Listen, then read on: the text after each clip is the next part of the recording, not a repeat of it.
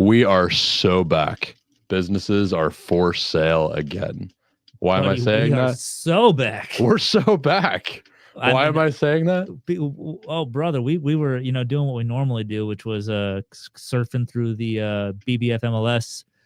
If you know, you know. And boy, we were on here maybe 3 weeks ago, and it was a ghost town. We had like it was 6 barren. counties, no businesses for sale. 15 across 6 counties. Insane. It was ran through. It was more ran through than I'm not even gonna say it.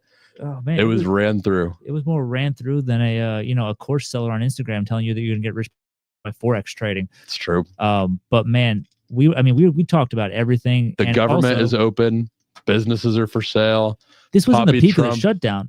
Broke it back open. I do think there is something to be said for the timing of businesses popping back up and the government shutdown ending, because that was a huge issue with SBA proposals. So the SBA office is back in full effect. Most common way to buy a small business for the average person is a small business administration loan.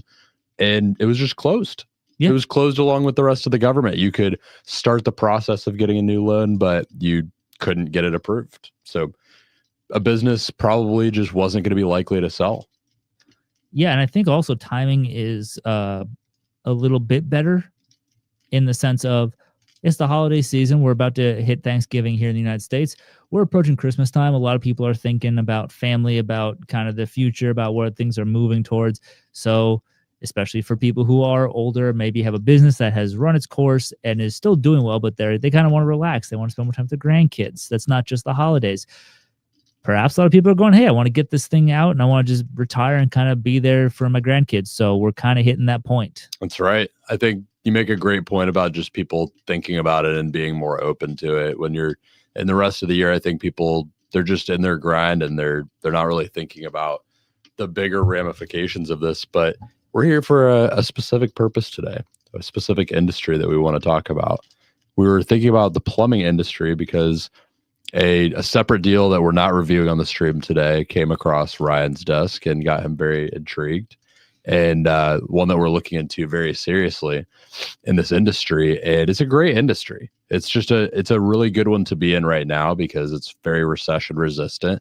And so in today's episode, we're exploring whether you should buy a plumbing company for 2026. Yeah, and I'll be honest, the one that I got, it definitely is one that is going to I need a lot of things I need to find a lot of things that will help me make this thing happen beyond just the sale price of it. I need to make sure I have some good experts around me that I've reached out to and kind of talking about it. And as we always say in this thing, you can buy a business without the knowledge, sure, and try to learn on the job. And you don't always want to be a technician who is also running a business, i.e. having that thing, but you definitely don't want to be a guy who's unable to help your technicians and your staff when they have a question about the actual thing. So it's a very delicate balance, but the ones that we're looking at here have a pretty robust staff in place for you to be coming into something that is established.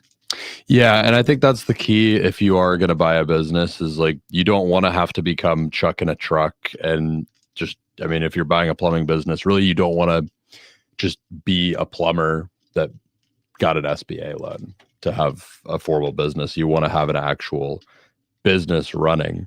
So we've got 2 different deals that we're going to look at that are actual businesses listed for sale. Which is ironic because most of the businesses that we look at and are being sold are from tradespeople who got the trade, started their own business, and are just, all right, I got it where it needs to be, and I'm done. So it's true. It's true. That being said, I've met a lot of people that run businesses in the trades that just got into it as like a non-technical person that didn't start as a technician. So there's a lot of different routes to that ownership. I think the key is like you need someone in the business that knows what they're doing, whether that's your lead technician or field supervisor, or someone else who's going to be incentivized long-term. And you also, I mean, to a degree, though, you do need to learn your business. You need to go do ride-alongs. You need to go and kind of know your techs, know your business. You need to understand it. Maybe you're not as technical, but you need to understand the guts of it, which that's how a friend of the show, Patrick Lang, got into HVAC. He bought it from a buddy. He was a financial planner by trade, I believe, and he rode along with his guys. He got he got deep into it, and he has a very robust and successful career in HVAC now. So it can be done. So let's look at this first deal. This one is contract pending. So unfortunately, y'all probably cannot snap it up if you do have that spare $4.8 million laying around. But this one is listed for a sales price of $4.88 million. It looks like they are willing to finance part of that because it says down payment of 4.392. And it's doing discretionary earnings of 890. So this one's listed for quite Bless you.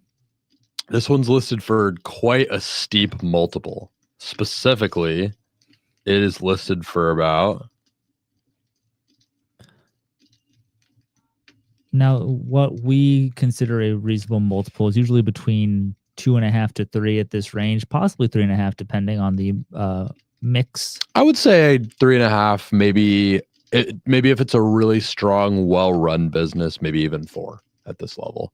4's kind of pushing it though. 4, I would start entertaining around more like the 1 million in discretionary earnings, but they're asking for a 5.48 multiple on this. So so let's look at that description and see where they're finding that extra 1.5%. So it is a established family-owned commercial plumbing company, over 30 years of proven success. I do like commercial for plumbing. I feel like it is probably it's probably still pretty emergency based, which you want with plumbing. That's why you make so much money and it's so recession resistant. But it's probably, you're dealing with people that are a little bit more lax, regular. I mean, it's not so emotional as like going into someone's home. I feel like the operations are probably a little bit cleaner and smoother. Probably. I think, immediately I can say, okay, 30 years with a family name. All right, you're going to add some. If I'm a broker, I'm adding a little bit onto that because of that. I'm going to be like 30 years though. 30 years. Mm-hmm. Especially if they have 30, especially if they got a good digital presence, they're going to tack that onto that sale price. So there's a little bump right there. Here's something that's interesting, and I think I found the reason for. I found the reason for why the multiple is so high. There's a significant portion of real estate in there. Real estate is valued at $1.18 million, so they're calling the business a $3.7 million business. Let's see, more based on those numbers, you're looking at more like a 4.15 multiple, okay, which is not as crazy. No, that's fairly reasonable, and I feel like you could probably shave off some of that in talks. I think that's a possibility. You could probably get it closer to that 4, if not the 4 on the dot. I think you're selling a lot for that. You're selling a lot for that name and that kind of established thing. But I mean, I don't know if they want to offload the real estate per se. Here's something that's interesting though. When there are situations like this, let's say you look at this and you say, one, I'm probably not going to be able to get an SBA loan for, like, the SBA is probably just not going to underwrite it for such a high multiple. Or if they do, then the terms are probably not going to be as good. They probably won't give you like just 10% down. They might require a higher down portion. So just because it's such a high multiple. So let's say you see that and you say, well, I'm only really interested in the business and I don't really care to buy the real estate here. And I don't want to overpay for the business and its cash flow just to get the real estate. If that's the case, there are companies out there that kind of specialize in that. They love to just acquire commercial properties. And so there's real estate investment trusts and things like that out there that will look for deals like this. And they'll actually come in and pay the 1.18 or whatever it is for the real estate, cut that out of the total price that you have to pay. They own the real estate and they sign like a long-term triple net lease with the tenant, meaning the new owner.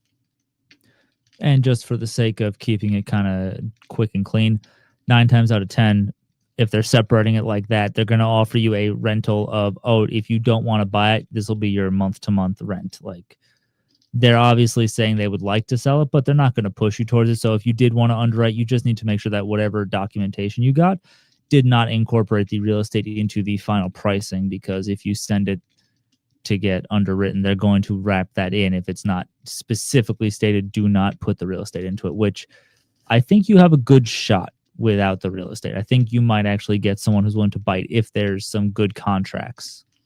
In the other, I mean, you made a great point there. I think depending on the owner who's selling this, like they very well might want to just hold on to that real estate. I think maybe you go to them and you just say, hey, the real estate has probably appreciated while you've had it a lot. Why not just hold it and let it keep appreciating, and I'll just pay you rent. Just tell me what fair market is, and we decide on that. Cut you some extra cash flow so you don't have to dip into that big nest egg that you get. And that effectively kind of like gives them a little bit of that sale price that they were hoping to get in payments over time, without even giving up the equity of the real estate. So, oh, for sure, yeah, better deal for them if they don't need the cash. Which, you know, if they're getting $3.7 million, then they might not need the cash otherwise. So, lots of different ways to cut this. Probably why it's under contract already. Yeah, I'm sure somebody made an offer. They said no real estate, pay rent, and they were probably able to get it chopped down a little bit. I'm sure it's pretty clean. I mean, what's the overall size of the employee base? Yeah, great question. Let's see if it gives any details on that. It's pretty bare as far as details go. Interesting. Okay. Yeah, it really gives us almost nothing other than that it includes the real estate and it's got a good 30-year track record. So you'd have to kind of get in contact with them to get more details on all of this. Well, it's under contract. You got Mr. Daryl Jones. So let's look at another one. We got another one that's not under contract. So if y'all have, let's see, if y'all have $999,000 sitting around, you could if you snap got this one up. And you got, if you got 90K and you got a lender and a good 50% or less debt to income ratio, this could be a possibility. Very well could be. Yeah, and so this plumbing company has been serving the community for 27 years. Looks like it does underground utilities, water mains, reclaimed systems, manholes, and more. So very commercial, like the other one. Looks this is like government, dude. This is like those sweet city contracts. This is interesting. I think I see why they might have such a low multiple on this one. So let's go over the numbers first. They are doing about 1.8 million a year in sales, and they claim to have 778,000 in discretionary earnings. Now that's very high margins. 2 rules of thumb: there's no free lunch, and if it is too good to be true, probably is. Those are kind of the 2 hard and fast rules that we look at everything with. So, yeah, they're saying that it's about a 41% margin, which I find hard to believe. Yeah, and honestly, with discernible earnings or SDE, we always say shave off about 25 to sometimes 40% of what they say as the actual take home. So let's call it 500. Let's say it's not 778. Yeah, give him $500,000, because even that's like still going to be high margins. That's after everything. If he's taken home that much, still 26.5% margins. That's really high. Yeah. So I this triggers my alarms a little bit. Maybe they're in a really great niche where they have higher margins. And, you know, I've heard of companies like that. Ryan and I are looking at an electrical company in town right now that gets 50% margins on certain jobs because they're incredibly niche. But it's a business where you need to, it's razor thin make or break. When you make it, you make it. And if you break it, you're not coming back. Feast or famine. It's truly in some of these like bigger ones. But I like the contracts with these because state, towns, municipalities, you do tend to get pretty good recurring business from these guys, and they usually just want to stick with the same person. So that's a good thing. But those numbers are wonky to me. And the fact they only want $1 million, again, that's a really vague number, 999. Like, what? That's a weird number too, I think, for a broker to represent. But what's raising the red flags in there? Maybe they're hoping to get a bidding war or something. Looks like there is, this is even more odd. They're saying there's 531,000 in FF&E too, furnitures, fixtures, and equipment. So they're only valuing the actual business at maybe a little under $500,000. What the hell's going on here?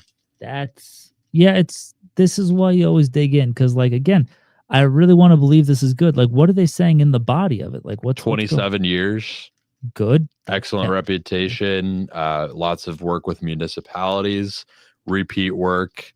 Love municipalities. I mean, I think we should find out more about this one.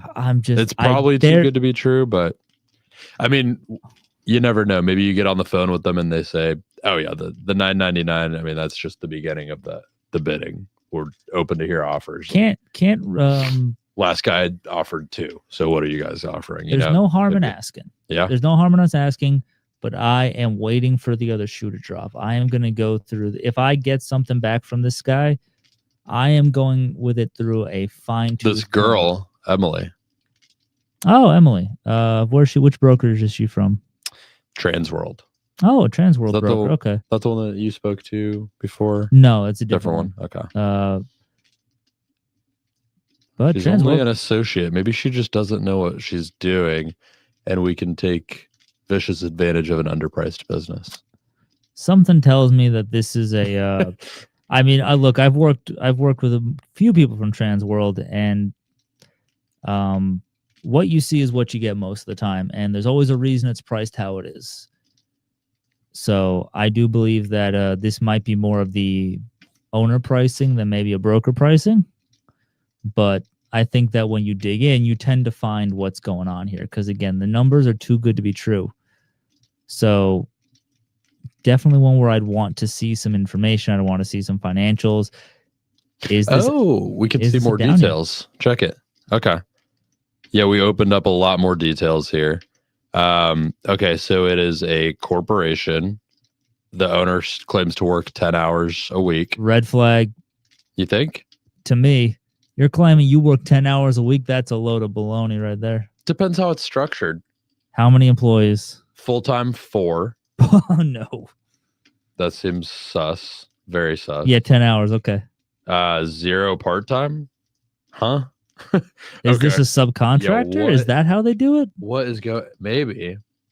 What's going on here? Did she just straight up post their info over here with tax returns? Yes.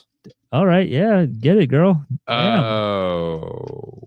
Okay. No 2024 listed. Oh, I remember what I saw. There's something in the description that really sounded suspect. In 2024, sales were impacted when the longtime foreman left and the owner had to step back into operations until a replacement could be hired. So they just don't list. They're just writing off 2024. 2024 didn't happen. We had a different broker do this where he said, "This is what 2024 is literally off of 2023." Literally, you can't make this up. 25, 23, and then I do like that they put 25. They're like, "Don't talk about 24." I mean, yeah, this is the real numbers for 2025. Yeah, you know what? I will say that if 2024 is that horrible, maybe that's why they're asking for $1 million, because they know realistically, if you put those 3 years together, that dip would absolutely ruin the price. Yep. Which tracks. So there's the other shoe. I mean, if these numbers are real for 2025, though, I would almost be willing to look the other way on 2024 just because of how good of a deal it is. Like, I want to know more about that foreman. They're not doing like egregious ad backs either. The ad backs start after 643 net.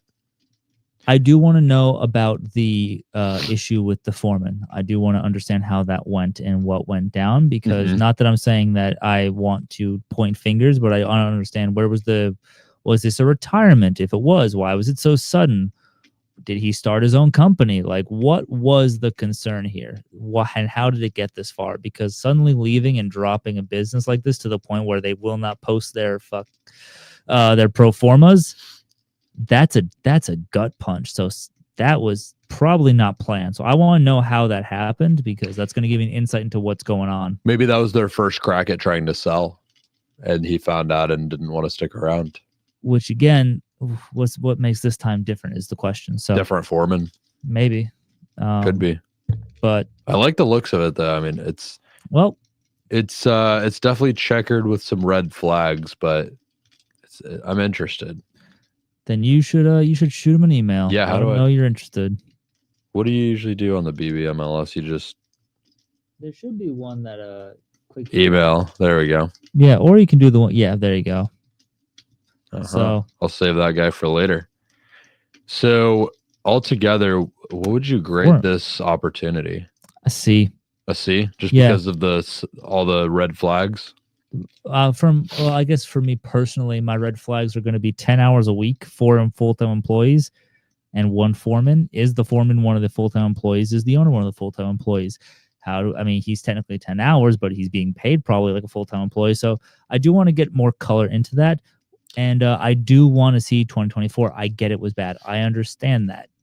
But I need to know more about how that situation transpired and what went down. Because again, that's a huge, if it was so bad, you won't even post it.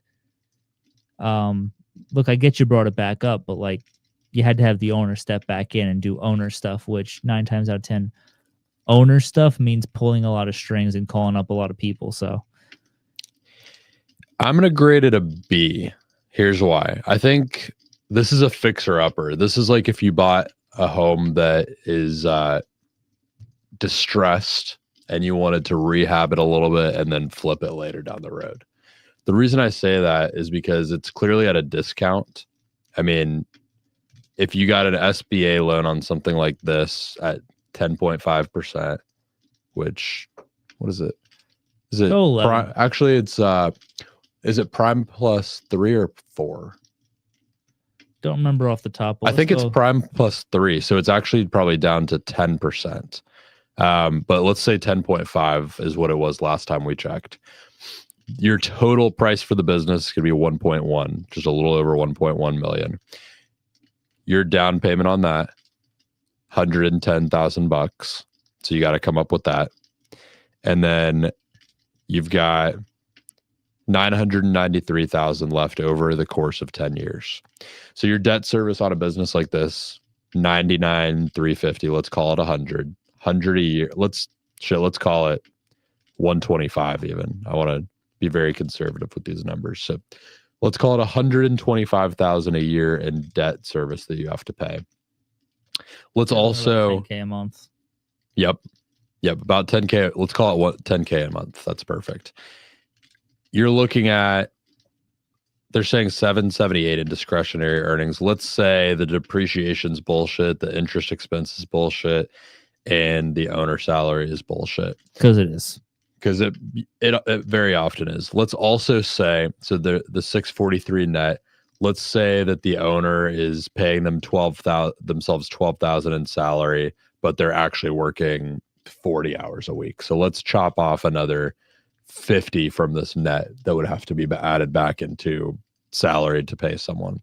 So let's call it 575, right? 575 in free cash flow that you could expect per year, minus your 120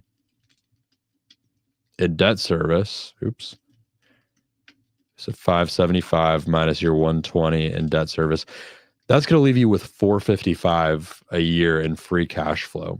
So what I'm thinking when I look at this is maybe it's a major fixer up, or maybe it's got a lot of problems, but could you hire someone for 200 grand a year that really knows what they're doing, that could come in and clean things up? I think you certainly could. The challenge is finding that person. Indeed is a powerful thing if used correctly. Yeah, I do think people think the job market is cooked, that you can't find good people. But then I ask them how many people they've interviewed for the position, and they say, oh, well, I had a couple people get recommended to me, and I ran an Indeed ad for a week and got me a couple applicants. The last hire that I made for just a sales position, I interviewed 50 people and whittled it down to probably 10 good applicants, 5 great applicants, and then 1 that was the best. And I probably could have done better. But I think when people say that they haven't found the right person, like, you should, like, with something like this, you could spin up an Indeed campaign, spend maybe a couple $1,000 on it and really get a lot of, like, I would want to interview a lot of people. I would probably want to speak to I'm not even exaggerating when I say this. For something like this, where you're taking out an SBA loan, probably want to speak to a couple hundred people, if not 200 to 300 people on the phone, at least. Whittle that down to like a top 50 candidates. Have literally 50 candidates come in, just turnstile, in person ideally, or virtually if they're not in town, and do a formal interview, and then whittle it down from there. And I think at that point you find a pretty damn good candidate. You'd hope so. I mean, it is, finding executive talent is a difficult thing, but it, like you said, it can be done. I think something to consider is that while there is 433 left over, perhaps aggressively paying down that SBA and reducing your monthlies on it, because again, you're paying on your total. So, throwing it, and obviously with SBA financing, you do have to be careful. There are limits to how quickly you can pay it down. So you have to be conscious you're not going over, because guess what? You'll have to pay more. You'll be penalized they will make more money off of you if you try to pay it down early. So well, at the very least, let's say your debt service is 120 on this and you have an extra 200 grand in free cash flow and you only want to take half of it. Why not put 100 of that just in the bank in a separate account that you don't touch, and it's just there to tap into? And you just kind of load up a little savings account that's just dedicated towards being there for debt service. I think that's a very smart idea to do it. I think, though, at the end of the year, if there's an extra 20-40K, you throw it at that SBA loan, reduce your monthlies, because every time it goes down, you're only paying interest on what you owe. So you will see it very quickly be reduced down. So I think this is, if you're willing to look at it, I'm willing to look at it with you. Again, I'm already looking to get into the plumbing space at this point, because right now, I think we talk too much about HVAC, man. There's just the froth of the HVAC secondary market is slower than it was a few years ago. Yeah, and I'll say this much. There are good HVAC companies for sale, just none where we are right now, at least, that we can find.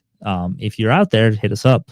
But most of the great HVAC companies that we've been looking at and that I've been finding, they're all over the country, and I don't want to move at this point. So just kind of, just finding what's local. So for me right now, there's a lot of good plumbing locally. So yeah, I mean, when we look at the same website that we found the plumbing ones on, there's only two in the same area. There's only two HVAC companies for sale, and one of them is under contract and also not a real business. It's 75,000 of a business.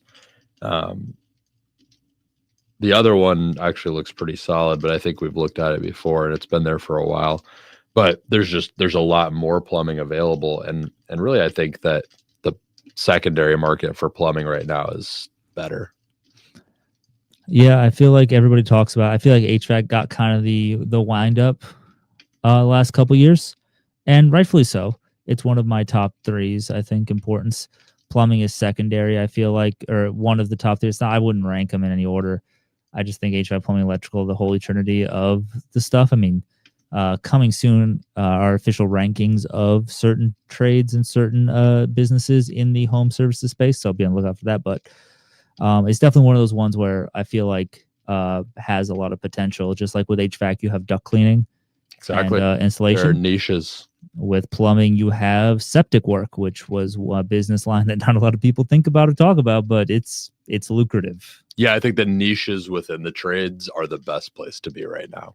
Yeah, and a lot of people say the same thing. If you take care of your people, they'll take care of you. So for anyone looking out, you don't have to be a technician to get into the fields and to understand the business, but you do have to actually spend some time learning the people and learning what they do. It's true.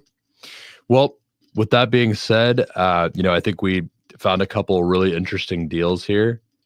Check out the BBFMLS.com if you want to find these deals. It's a business brokerage site. And until the next time, we'll see you on the next one for some rankings of the top home service companies over the next few weeks. See you then. See ya.